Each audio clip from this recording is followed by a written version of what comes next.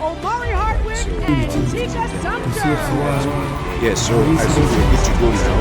Now we're checking the sound.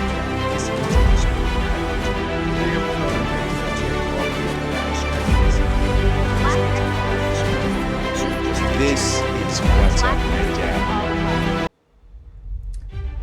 Hello, wonderful people.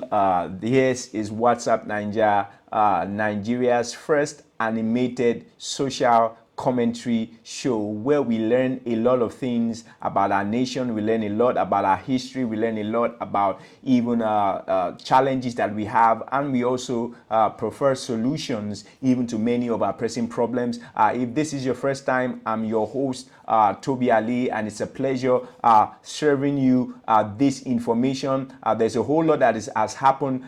This is episode 3, but if you missed any, feel free to check on YouTube and on Instagram for even more of a lot of what we've done even in the time past. And we have something very important, something seriously important today, and we are going to be going straight into it immediately after this very, very short break. Don't go anywhere. We'll be right back immediately after this.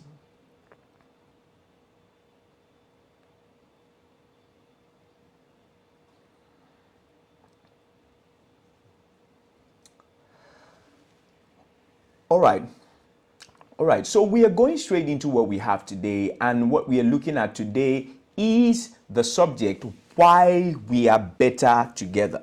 We're talking about Nigeria, a case for one Nigeria, a case for one Nigeria, one united nation. At the time now where a lot of people are calling to go their separate ways because of marginalization, because of a lot of craziness that is happening, a lot of people are thinking that, the Nigeria as a project has failed and that we need to end. But I need us to see, and I want us to watch this unbiased analysis on why I think that Nigeria is better together, and feel free to share this video with everyone that you can. And I must quickly state that before we go ahead, what I will be sharing here are things that I believe are generic. There might be some exceptions. However, the ideas and the principles behind what I am sharing are things that are found to be true, and you're free to agree, you are free to disagree. However, please just look at this with an unbiased mind, and you will get to see exactly some merits in what we have to see. So let's just go straight even into what we have today. So we need to first and foremost realize that the origin of this territory known as Nigeria was it is comprised of a lot of settlers that used to trade across the Middle East and Africa from as early as 1100 BC.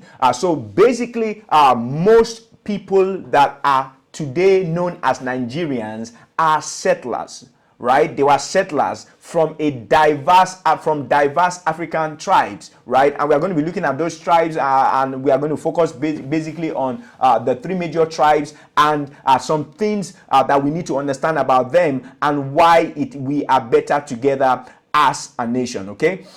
Now, this territory was later known as the Royal Niger Company territories. Now, if you look at that, the emphasis there is company territories. Now, I would have loved to talk really about how this name came to be, how it was even governed. I mean, this whole place was traded as a country. I mean, as a as a company by some people who even bought it. But we'll probably talk about that much later. But the emphasis and what I want us to see from here is the word territory. So it means that even before the Britons brought us together as one nation, as far as this territory was concerned, there were people who were living, even though not as a nation, but they occupied certain territories, right? They occupied certain territories in this particular place that is now known, as Nigeria. And now we're going to be looking at some of these settlers, their descendants, and the ones that are here presently today. And we're going to be looking at some of their strengths and weaknesses and why it's important, and why, in my opinion, I believe that this nation called Nigeria would do far better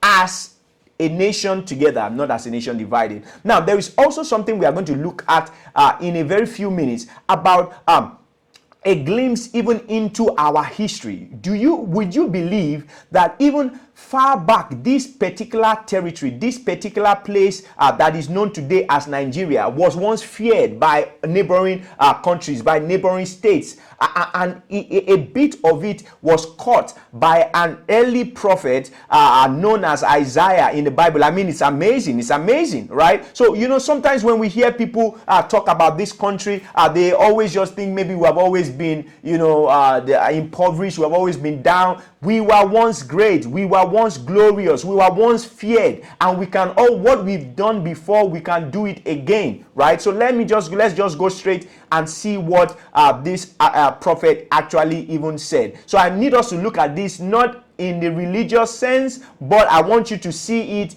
in terms of history, a piece of history about the activities that was happening in this territory today that is known as Nigeria. Okay, now this is what this guy had to say, right? He says, "Ha, land of wearing winds." Or you know what, so that we can even see this as big as possible, let me make this very big. Okay, so he said that, "Ha, land of whirling winds, beyond the rivers of Ethiopia, sending ambassadors by the Nile in vessels of Pyrrhus on the waters, go ye swift messengers to a nation," watch this, "a nation tall and smooth, to a people feared near and far, a nation mighty and conquering, whose lands the river divide."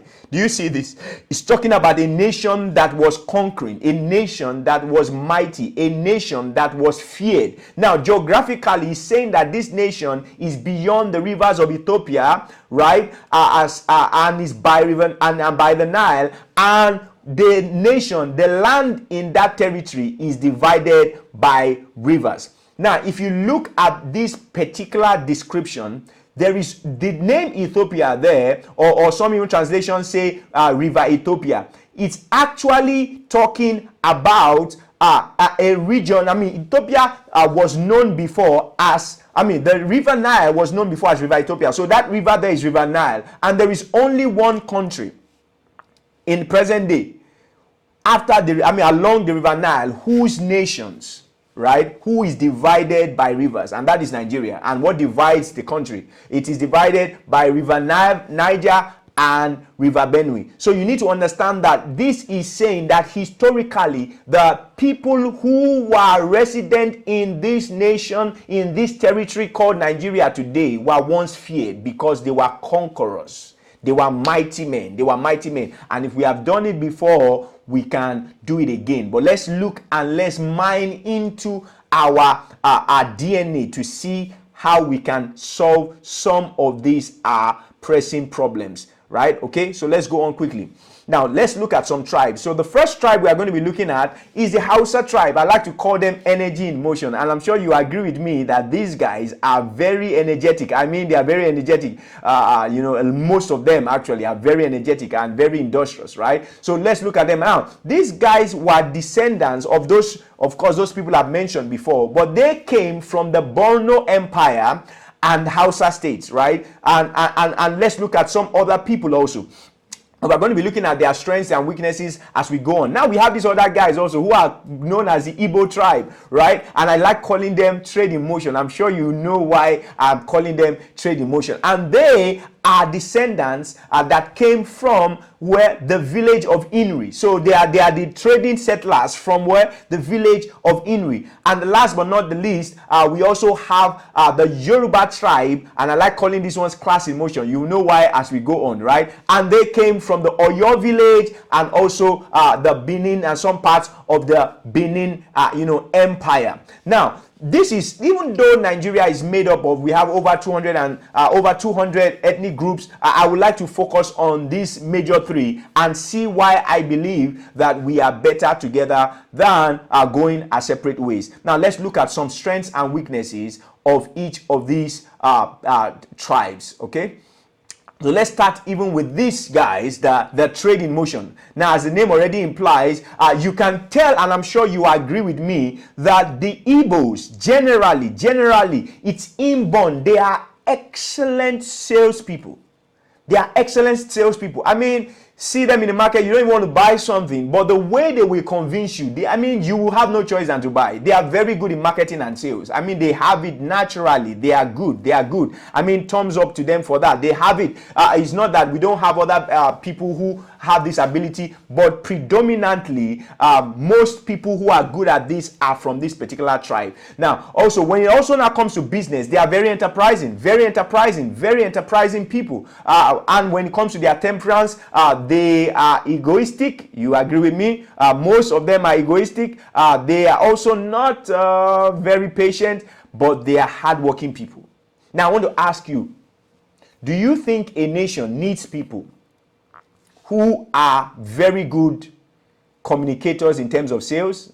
Of course, the answer is yes. Do you think a nation needs people also who are good at business? Of course, the answer is yes. Okay. Now, let's go on and look at some other people, right? Now, the next set of people, these are people who, this tribe, they are very good in terms of communication. They know how to communicate abstract concepts and ideas, right? They are also the most educated tribe. Most of the people in this tribe are educated, and they are not really given to manual work, but they are very stylish, and many of them sometimes can also be laid back. What tribe do you think this is?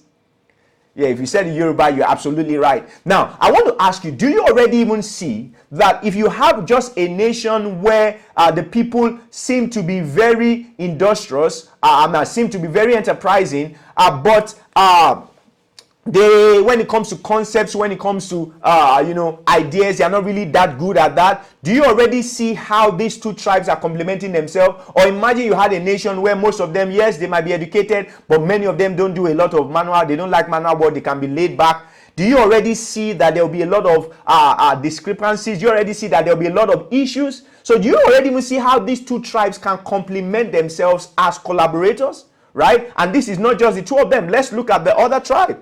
The other major tribe, which is the Hausa tribe. Now, these guys, right, they are very soft-spoken. Most of them are not educated. However, they live a very simple life.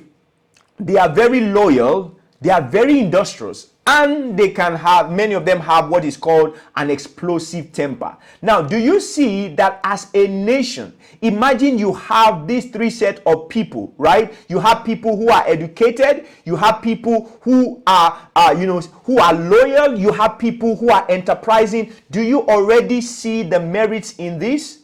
Do you already see the strengths? Do you already see how this will make a great nation? Because they all have things to contribute, right? Let's go on as I begin to even hit the nail on the head, right? So watch this. This means that the predominant soldiers, or if these guys are very loyal and have explosive temper, does that not already tell that when it comes to defense, when it comes to things like military, these guys will be very good at that? It's not like other tribes won't be good at that, but these guys have it. It's something that comes naturally to them. So can you imagine a nation where we have this kind of people? I need you to understand something. Some of these people, some of us who are calling, some people who are calling for, let's go our separate ways. Let's go our separate ways. Now, I want to ask a question. How many Yorubas fight? In fact, it has even been said many times that the Yorubas, when it comes to that, they're always afraid. Now, imagine you now have a nation where most of its citizens don't like to fight, and they can't defend themselves. Does not already not see that there's a pothole in that? So even though, yes, our coming together might have been by circumstances that we do not agree with, but I need you to understand something, that no nation is a mistake. No nation comes together without God's approval. And I want us to see the advantages we have. There are more things that we have together than against us. Some are wondering, the Hausas have nothing to contribute. Is that true? Before we even had oil and many things, do we even know that there was a time our economy was funded basically by agriculture, and many of those funding came even from a lot of agricultural activities in the north? So imagine, these guys have a lot to offer. They have a lot to offer because as one, imagine them, they make good soldiers. They also make good farmers, right? So let's go on. But imagine just a nation where they are only soldiers, or people who like to fight, or people who have that ability, who are loyal, but they are not very cerebral in terms of education. They are also not very enterprising. You already see the issues in this already. So we are better together, okay? Let's go on, right? Also, imagine a nation where you have technocrats. So if you look at it, the tribe where there are a lot of educated people, right? They have a lot also to offer as technocrats, as people who know how to have ideas, who know how to communicate effectively, who know things about about international relations, a lot of things. Do we see how, if we come together, there is a lot that we have going for us? Now, but imagine this right now, that you have a country where a lot of them are very good with manual labor, right? They are also very good in defense. They are also very good in leadership. They are also very good in terms of sharing ideas, international relations. But when it comes to business, or when it comes to things, hard work, they are not there. Do you already see some loopholes in that? That's why this is what these guys also bring up. Now, even though the richest black man is from the north, but it's not the norm. How many people from that tribe are really good in business? But your guess is as good as mine, that when it comes to business, man, give it to these guys. Give it to the guys from Inri village. They are the dons. I doff my heart for them. They are the dons. And so imagine we have this whole people. This is human capital mining. There is nothing that we lack in terms of even population together. So imagine we have a people who are good in terms of, naturally they are good defenders, they are good soldiers, naturally they are good leaders, naturally they are good spokespeople, naturally they are good in business. Do you already see how this kind of nation will go back to the glory days that we discovered before, of a nation that is known and feared far and near because of its ability to conquer and dominate? We have more to gain together. Ladies and gentlemen, do we understand what I'm saying? And these are the strengths that we have. Let's not allow all these people with their own selfish interests make us not see why we should be together as a nation. We have more to gain together than going our separate ways. Do we get that? And that is why what we need right now, even though we are diverse, what we need is a driving vision. We need a driving vision. And that's why this quote I just have here, it says, no matter how full a bus is, there is always room for a driver. So what we need right now is not for us to go our separate ways. What we need is a driving vision. And this vision has to be collective. So, and in this vision, we see ourselves as collaborators. And there is a will, there is a collective will to develop this nation. We do not see one tribe as having nothing to contribute. We do not see the other tribe as just there. So even though, yes, they might not be that educated like the other tribe, but guess what? They have things to offer. Yes, the other ones might be very good at business, but when it comes to defense, do they really have many people in that area? Do we understand what I'm talking about? So, ladies and gentlemen, these are some of the reasons why I believe that Nigeria is better together than going our separate ways. We are still going to be looking at a whole lot of other things, but just let this sink, and please feel free, share this video, let a lot of people also learn from it, and we'll be learning some more things and some more reasons why we are better together as a nation in episode 2, same time, same place. God bless Nigeria. God bless you. Till I see you again, let people know that Nigeria is better together than separate, and I know that we will go back to our glory days and will be a nation that will be feared by all. God bless you. God bless Nigeria.